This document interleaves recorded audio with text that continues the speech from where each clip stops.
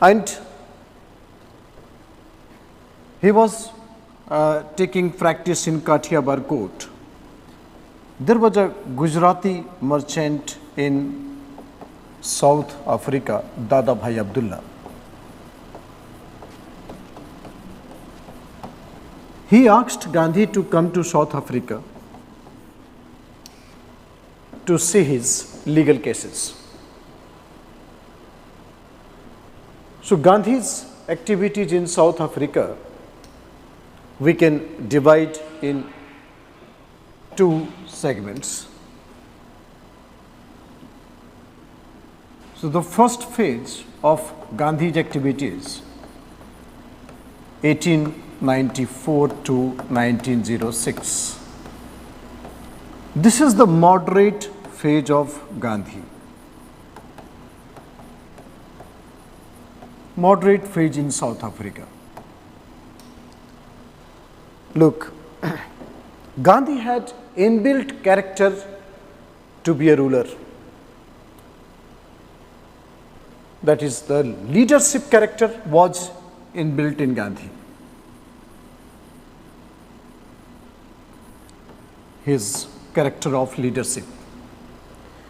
He was always firm on any issue, uncompromising attitude, capability to understand psychology of people, and he was a fantastic orator. So these qualities are very good to become a leader. Gandhi had this. Always firm on any issue, uncompromising attitude, capability to understand psychology of people, and as well as he was a fantastic orator. In South Africa, he proved his caliber as an organizer, as a fundraiser, as a journalist, and as a propagandist. So therefore, there is no doubt that Gandhi's caliber of leadership, the first part is that inbuilt, and the second point is that is evolved leadership. And he got this opportunity. 20 years long experiences in South Africa. If you have an experiment in other countries, then implement in your country, the chances of mistakes are always less. So he was a pure perfectionist leader. He is the only person who built his philosophy and then implement it as a leader. So that combination is rare on earth. Most of the leaders in Europe or anywhere, they try to borrow the philosophy from the philosophers. Gandhi had own thing. It's a totally indigenous, innovative philosophy, and then putting the experiment. Although he had learned something basic technique from Tolstoy.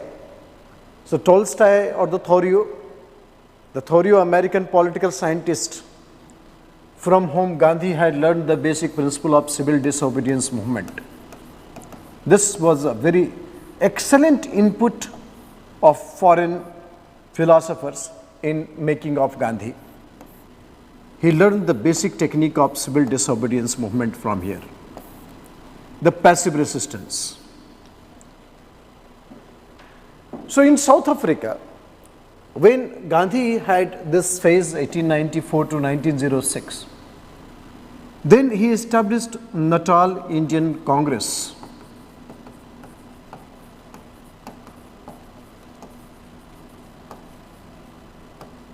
To organize the Indians, Natal Indian Congress to organize the Indians.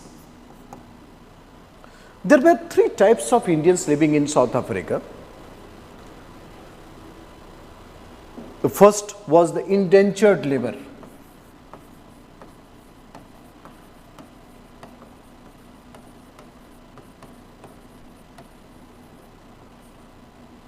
Indentured labor, those who went to South Africa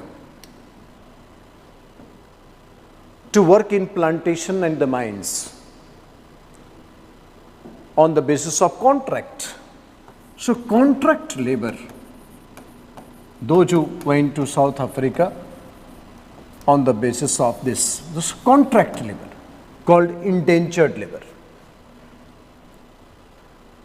Gandhi had worked beautifully to eliminate the contract laborship there, so indentured labor. I will tell you that how Gandhi had a tremendous fight there. Second was ex-indentured labor.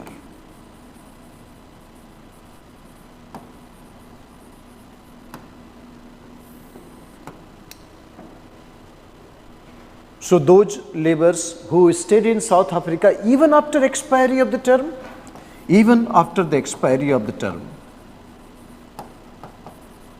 they are known as indentured labor, ex-indentured labor. And third was the Memon Muslims of Gujarat,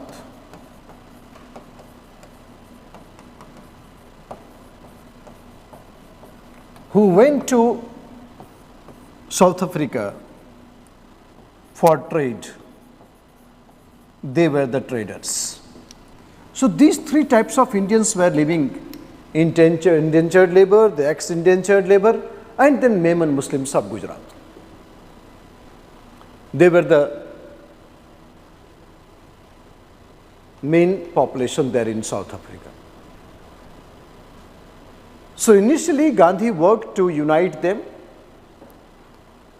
and already his leadership skill was proven. You must remember that he had inbuilt character to be a leader. His firmness, his uncompromising attitude, capability to understand psychology of people, and he was a fantastic orator. And I told you that as a journalist, as a propagandist, as a fundraiser, as an organizer, he beautifully maintained his credential and proved his mettle there. So therefore, this is the moderate phase. Actually, Gandhi believed that India is a British subject. So therefore, the British must look after the problems of Indians in South Africa. So he followed the same technique like as that of the moderate leaders: prayer, petition, persuasion. So he had taken all the angles, that is called P4. He keep on sending petitions to the British government in England, the British government in India, and at the same time he keep on sending petitions to the South African government. The problem in South Africa is not the malfunctioning of the governance, but it was total stateless system, and there was a huge discrimination on the basis of race. And not only the Indians and the Asians, even the local South African black community had faced subjugation from the white supremacists in South Africa. So these white supremacists had a very less in number, but you can understand that how a few white men from England came, and then 30 crore Indians became the slave. So one thing you have to understand about that, they actually take the institutional control. It's altogether dependency. So this slavery is more like a psychological slavery. This is comparison of the human race, the capability, or learn how to understand your capability. So this is how in South Africa also it happened in the same way, that white supremacists had taken the control of entire system, although it was a totally stateless system. You'll be surprised to know that in South Africa, the term called apartheid was not new. It's not like that Gandhi was first person who realized it there in South Africa. A century-old method. The South African president used to say that if at all I have to shake hands with the black community, under any circumstances, I have the realization that my incoming generation will never take salvation. This kind of mindset this white man had in South Africa, and of course the victim was Indians and the others also. So Gandhi keep on sending the prayer petitions because Gandhi understood that this is a British subject, India is a British subject. So South African government must acknowledge that it's a responsibility of the British government to take care of the Indians. In fact, 1906 to 1914, these 8 years, which is the second phase of Gandhi, this is phase of passive resistance. This is phase of passive resistance. So in the passive resistance, you will find that Gandhi adopted a very radical ways against the South African government. In fact, there are many laws in South Africa which discriminate against the Indians.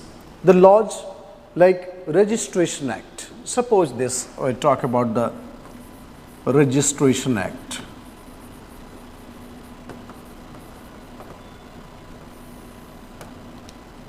Indians had to register before the local authority. The South African government wanted that whether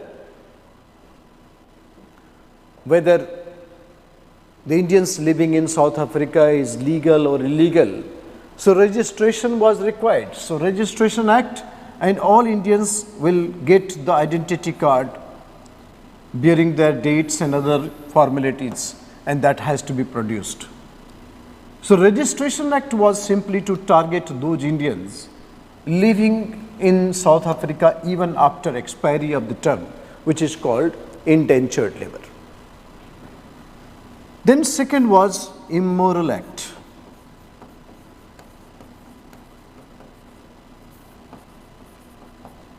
Any kind of relation between black and white was punishable.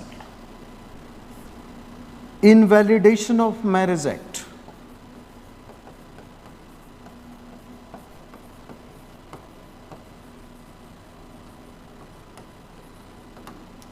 Means if any marriage which was not solemnized by the Christian ways, that marriage was declared illegal.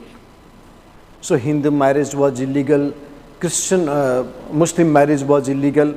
So obviously it was abuse to the Indian women. So invalidation of Marriage Act, if marriage was not solemnized in a proper Christian ways, that marriage was declared illegal. So obviously it was derogatory to the Indian women. Invalidation of Marriage Act. Immigration Act. Suppose you have a work permit in Natal and you want to travel to Transvaal, the other province, other city, that was not permitted. You will get arrested. So Indians had a restricted mobility in this contract labor system or the indentured labor system. Immigration Act. Poll tax.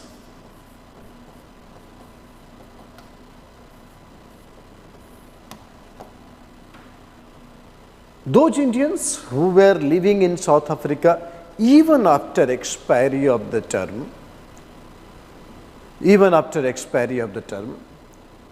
then they had to pay £3 annual. You understand this, £3 annual, which is a poll tax.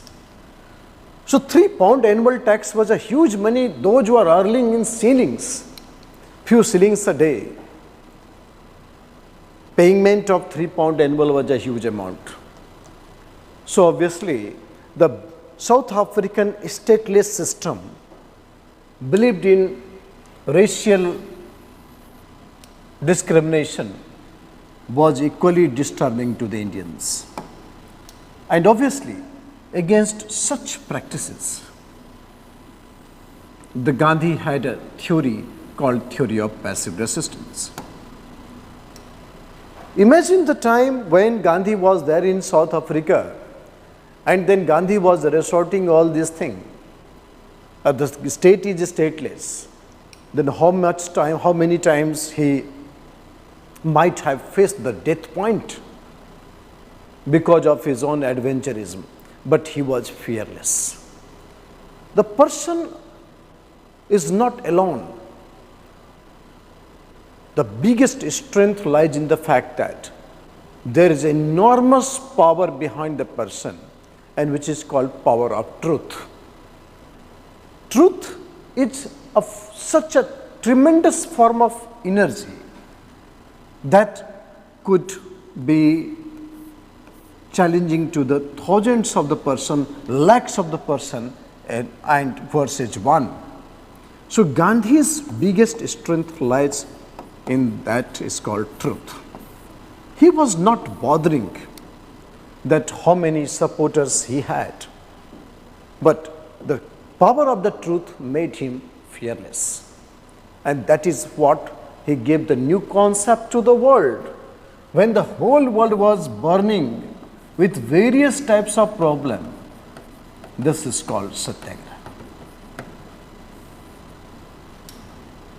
A country like India, there is so many problems in the modern days, which is inherently, this is not new. And then these problems, like we have anger, we have frustration, we have joblessness, we have social conflict, we have quarrel, conflict, conspiracies, mental abuse. Every concept that you see today as a form of the evils, that human is suffering because of all certain changes or some inherent thing. The Satyagraha is the way to solve the problem. India is a multicultural, multilingual, multi-religious, multi-racial characteristics. So many multis in this multi. The many interests are conflicting. So only way to solve the problem in the modern days, because if you react in the same way, there will be violence to violence, will lead to the civil war. That is actually because of the nature. When you resort the violence against the violence, that would never end the violence. The only way that come across with the Satyagraha. So this beautiful concept is even relevant today, and why Gandhi will remain relevant till the human civilization is there. So the relevance of the Gandhian theory of Satyagraha. You know, Satyagraha, discussion and debate to come out with the truth. Discussion and debate to come out with the truth. We don't have any fundamental contradiction on our personal thing, but discussion and debate to come out with the truth. This is the main theme of the Satyagraha. Satya and Agraha, request to accept the truth. Find the truth and request to accept the truth. This is what is called Satyagraha.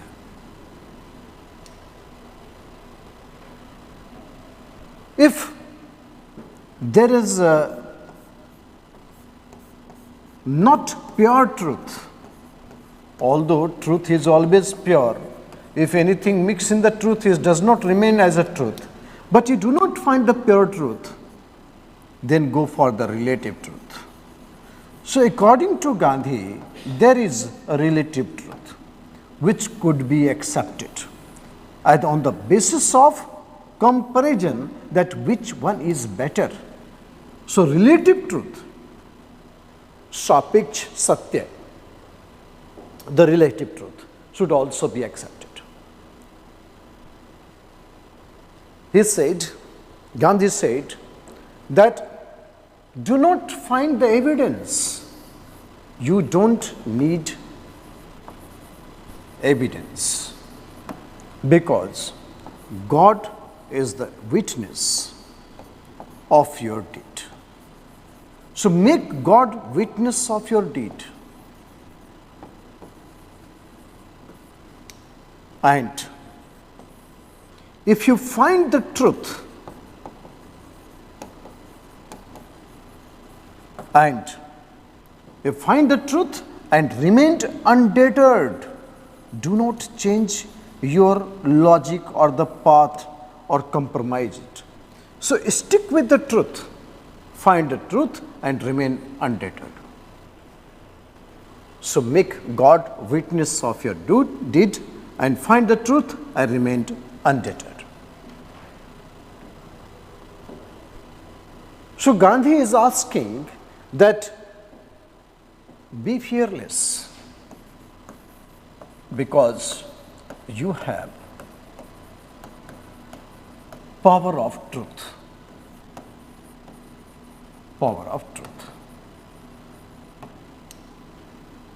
Then Gandhi said, self-restraint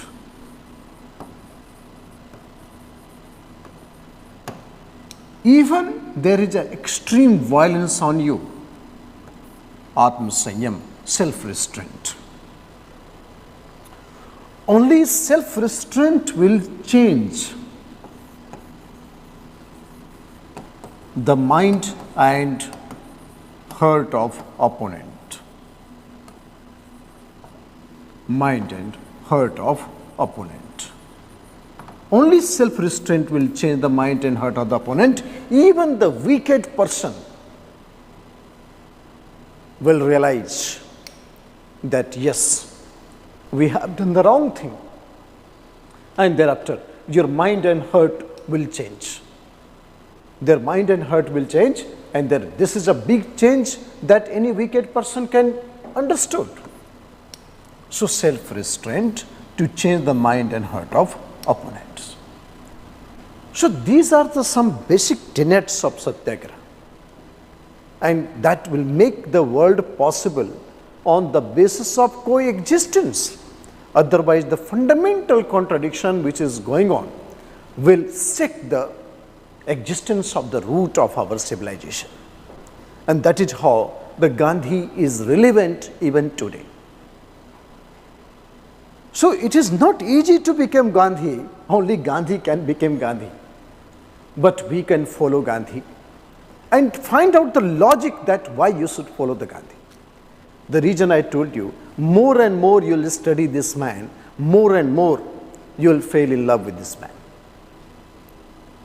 Take the contemporary time. I am asking you, when in the Upanishads, when the concept came, Vasudhaiva Kutumbakam, and when the concept came Satyamev Jayate, it looked very simple word, Satyamev Jayate, the truth triumph. But you can imagine that when this concept come in the minds of someone or group of the people or the society, how enlightened idea they come across with. That is, what is the power is the truth. How to coexist, Vasudhaiva Kutumbakam. Gandhi also wanted a stateless system where everybody can live without fear and fervor. What is concept of Ram Rajya? Actually, Gandhi said, we don't need state, we don't need police, we don't need law.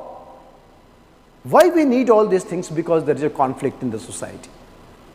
So we don't need all these things because we need to create the society without any conflict. And this is the way to resolve the conflict. This is combination of what you have thought in the primitive time and how it became relevant even today. Your modern things, laws and other things are not working. It is not restoration, but it is creating reaction. Only Gandhi's fundamental principle of Satyagraha is intended to restore the thing rather than making the things reactionary at the level of the society. So this is the reason why Gandhi is relevant today. Okay. So I hope you understood the basic and fundamental things that we needed in terms of this Gandhian technique of Satyagraha. And Gandhi had worked And Gandhi had used this experiment where? Where there was no law, a stateless, draconian system. Okay, so therefore, Gandhi's technique of Satyagraha. Gandhi, he was a practical statesman. He established Tolstoy form.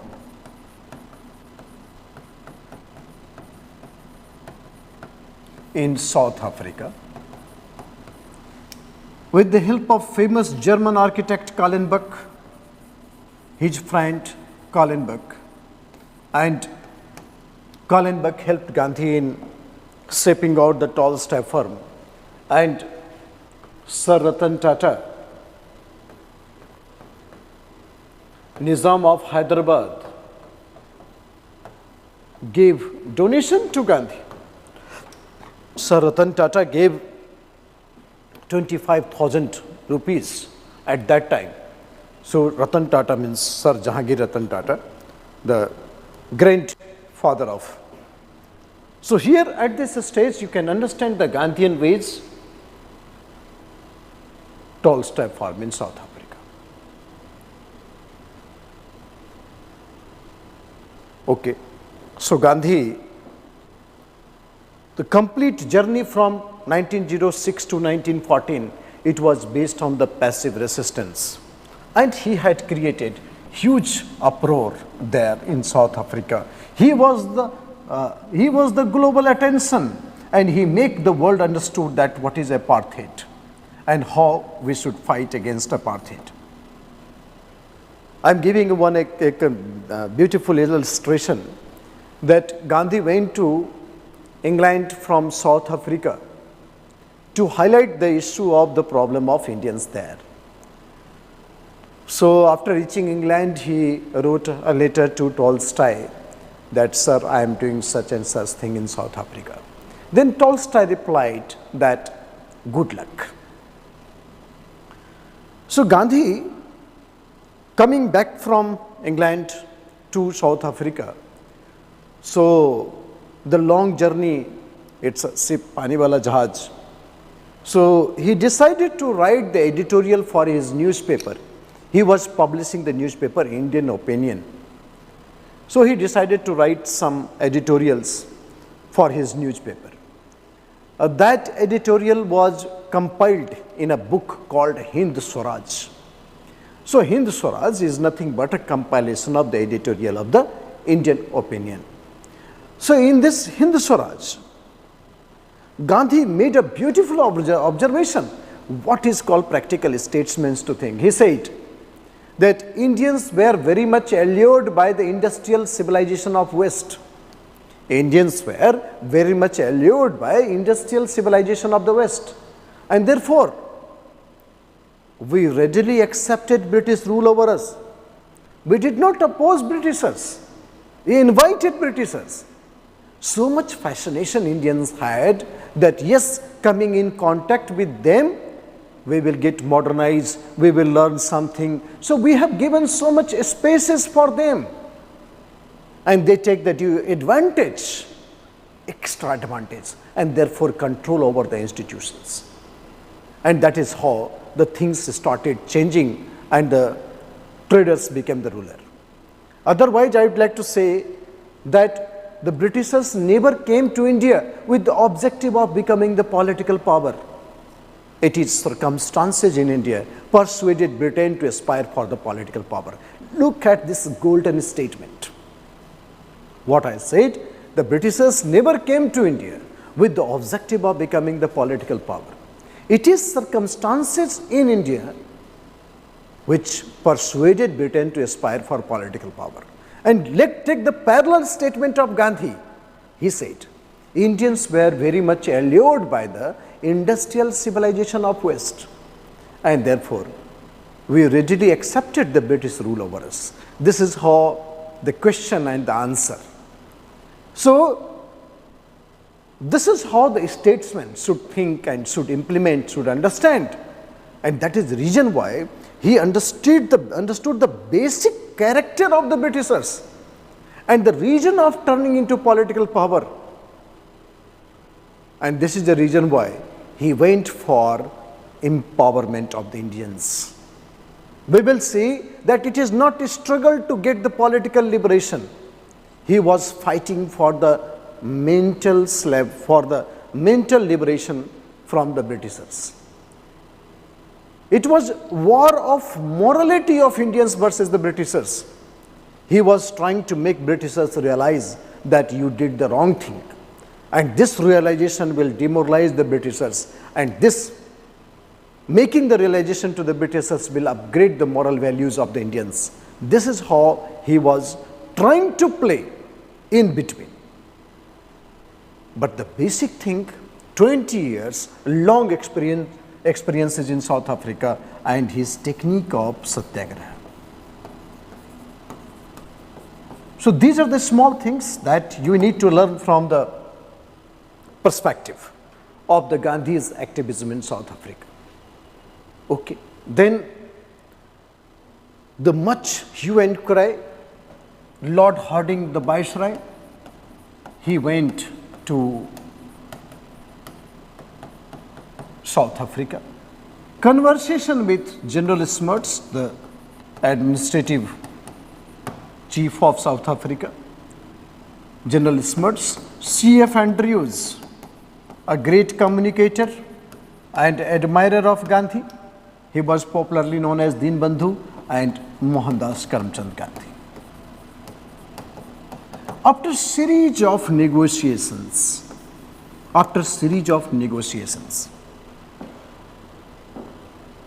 it was finally decided that Gandhi will come back to India and South African government will take back some of the laws discriminating Indians. This is victory. And this is a victory for making of a superhuman that incoming generation will admire, that the person who made up of bones and flesh had ever walked on this earth. So incoming generation will admire this. Incoming generation will admire this. So Lord Hardinge, General Smuts, C.F. Andrews, M.K. Gandhi, my dear friend, those listening here, you must take this Satyagraha wala topic in a beautiful ways to write the answer. Question will come in many ways on Gandhi. Use this description and to find the relevant thing in your answer and then find the distinctiveness that examiner will find. So this is a victory of Gandhi. 9th January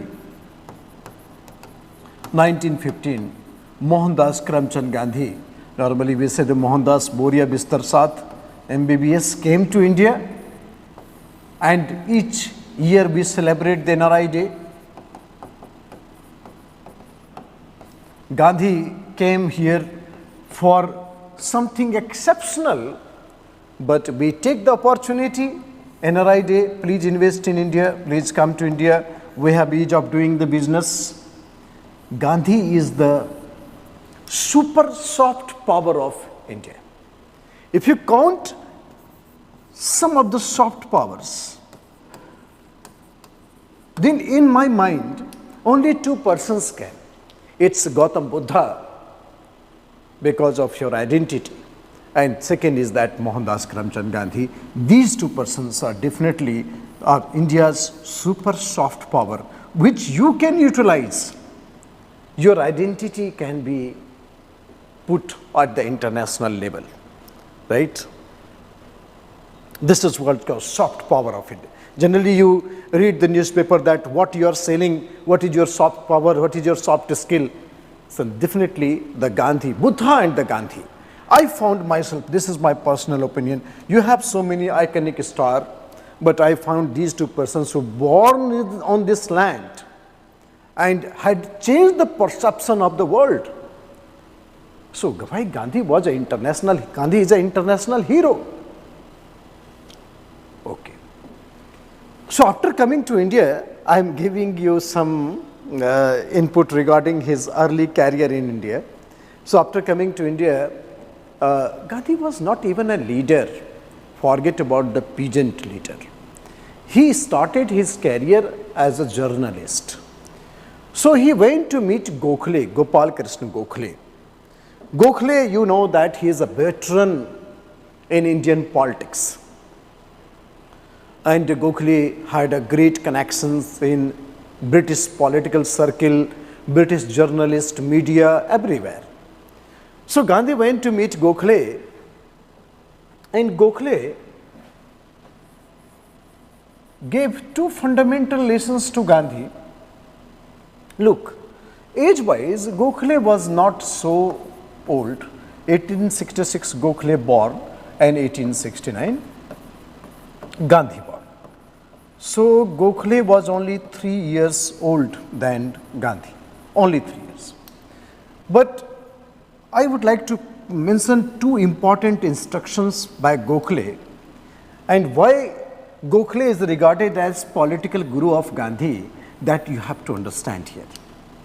So Gokhale said, I am making in my own word, Gokhale said that never jump into action before understanding the situation.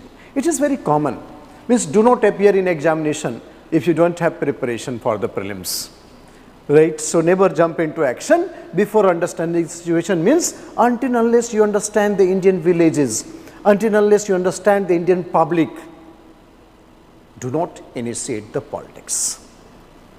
Fine. Then secondly, Gokhale said that do not join the political organization which can influence you. Join the organization which you can influence. So these two fundamental lessons.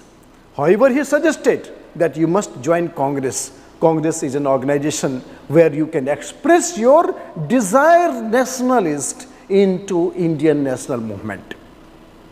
Your thought is nationalism, your practical finding is Indian national movement, and that is how the organization needed to transform your thought into practicality, that is the nationalism into Indian national movement. So this practical understanding you should have. 1866 Gokhale born, 1869. So Gokhale gave two fundamental lessons to Gandhi. Never jump into action before understanding the situation. And second, that do not join political organization which can influence you. Join the organization which you can influence. So Gandhi, he would definitely work to find his own strength and thereafter the influencing the all political pattern of India. So therefore, Gandhi started taking tour of India. And you know, political launch pad in India is Uttar Pradesh. So he had taken the power from Uttar Pradesh everywhere he went, village to village. And he encouraged Indian youth to join the British army. Gandhi said that Britain is in difficulty. If you help British, British will help you. So that is the reason why when British was continuously watching Gandhi, that what is his approach here in India, because British had understood his leadership skill in South Africa. So definitely he was a man to watch. And here Gandhi encouraged Indian youth, the youth of UP, come across Gandhi. Gandhi, military mein lagao, I am so much powerful. So therefore, Gandhi was known as recruitment sergeant. Recruitment sergeant means the people understood that he is a British military recruiter and therefore come in queue before Gandhi, look at my body and then put me in military. So Gandhi was known as recruitment sergeant for the Indians. So British government was continuously watching Gandhi, that his journey in India had started as a loyalist, as a cooperator. If you help British, British will help you. So British government also reverted Gandhi with the title of Kesari-Hind. Kesari-Hind. Also reverted Gandhi with the title of Kesari-Hind. So Gandhi and the British relation was going very nice, was excellent. Gandhi and the British relation was going very nice. Meanwhile, I am giving you one more beautiful instance of Gandhi, that in 1916, this is a time 1916 when Gandhi had already spent 1 year, and then 1916 he was invited in inauguration ceremony of Banaras Hindu University by Madan Mohan Malviya.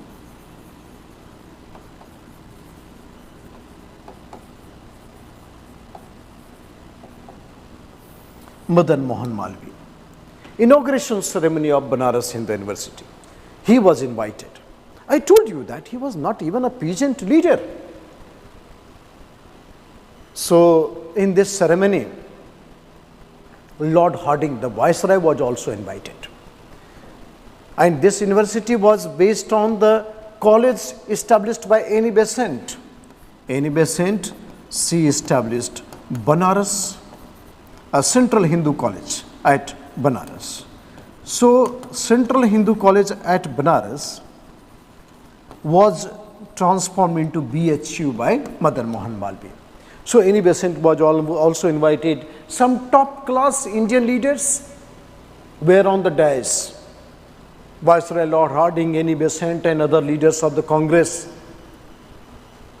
The president of that ceremony was the king of Darbhanga. Darbhanga is in Bihar, and he was a very rich man. He participated in all the British events. So, he was the chief. Guest was Hardinge, and the president of that session was Maharaja of Darbhanga.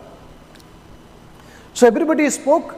Gandhi was sitting in that dais, podium, and his dress that he was wearing, the dhoti and Gujarati turban and a t-shirt. So, he was looking very contrast compared to all those who are sitting. Everybody spoke, then Gandhi got opportunity to speak. He was speaking in Hindi. Annie Besant asked Gandhi to speak in English, but he again speak more difficult Hindi. His life, his choice, and that is how Gandhi said, my life, my choice. Then he started speaking in Hindi. He targeted the Maharaja first, Maharaja of Darbhanga. He said that Maharaja was talking about poverty. Look at his dress and jewelry he had. He is so much concerned for the poverty, he should not wear it. He must donate to the poor if he has so much remorse for the poverty of India. So he pointed that you speak too much, but you don't do anything. Then he targeted directly the Viceroy of India sitting on the dais. He said, I was traveling in Banaras, the entire city was turned into fortress. Military, army, all are there. Nobody was permitted to move out because Viceroy is coming. And this Viceroy was talking about security of India. He was concerned, he is committed. Himself he is not secured, then what security he will give it to us? So you can understand that nobody had spoke till date in India targeting the Viceroy and any Raja, king. So everybody was red-faced, including Hardinge, and the face red turned into blue, and then everybody left. Louis Fisher, in his book, The Making of Gandhi, he wrote this, that this is the first time the chairman of the session ran away from the board. But Gandhi did not stop. But my dear, this event, he put down the line that in coming days, what will be the issues and who will be the leader. So this 1916 event, the inauguration ceremony of Banaras Hindu University, was a big event which actually put the dimension of the Indian politics totally discussed and debate on the lines of Gandhi. There is a word, if you have a target fixed in your mind, then criticism, discussion, deliberation, demoralization and the praise do not matter. And Gandhi had already fixed his target, that what will be the issues in the incoming days in Indian politics. So days of the drawing room politics was over then, and Gandhi will hijack the show. I told you that he was undisputed leader with the great leadership skill which he proved in South Africa. So therefore, Gandhi gave the qualification to become a leader, the characteristics to become the leader, that is leader of India, Indian political system. Okay, so this is the event which is called Inauguration Ceremony of Banaras Hindu University. Okay, fine. This is the making of Gandhi, early career. Then Gandhi participated in 1916, same year, the Lucknow session. Lucknow session. So in Lucknow session, he was invited by Rajkumar Shukla. Rajkumar Shukla was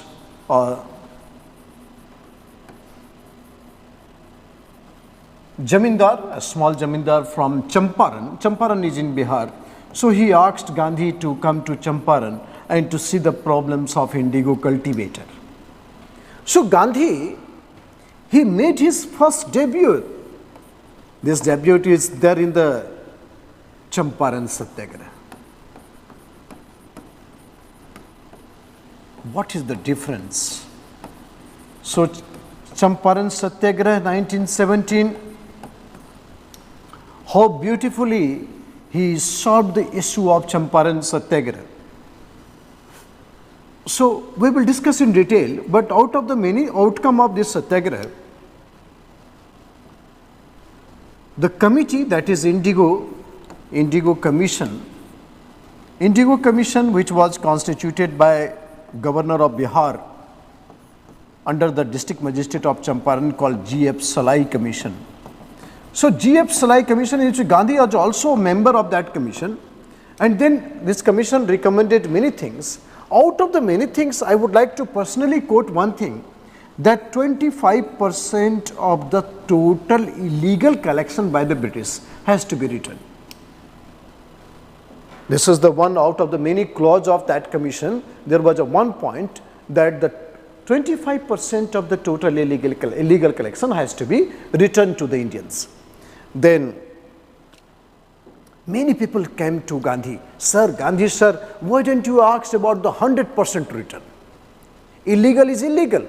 So British must return 100%, why 25%? Gandhi always, he had a beautiful smile. You know what actually I found very close, that this man had a tremendous backup of mass, but he never used this. This is as a last resort. Primarily he go for the dialogue. I found very close similarity with the Lord Krishna. Lord Krishna, he lost everything in his life.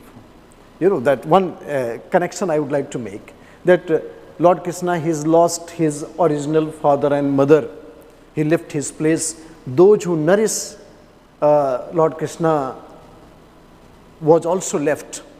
He lost Mathura, he lost Gokul, he lost Vrindavan, he lost his beloved Radha. So he's a great loser. But what actually he did not lost is, that is the beautiful smile on the face. Despite being so much of the loser, the only one thing that he did not lose, this beautiful smile, and that is a must for solving any problems. His acceptability is high because of that. He had a Sudarshan Chakra to destroy the whole earth universe, but he was playing with the flute. So here also Gandhi's backup, you'll find that there is a tremendous power behind the Gandhi with the masses. He only person on earth who had so much connectivity with the crores of the people. But first he tried to solve the issue with a smile. He said that refund is not important. British agreed for the refund is important, because this acknowledgement will left British enough demoralized. I told you, it is a war of morality also.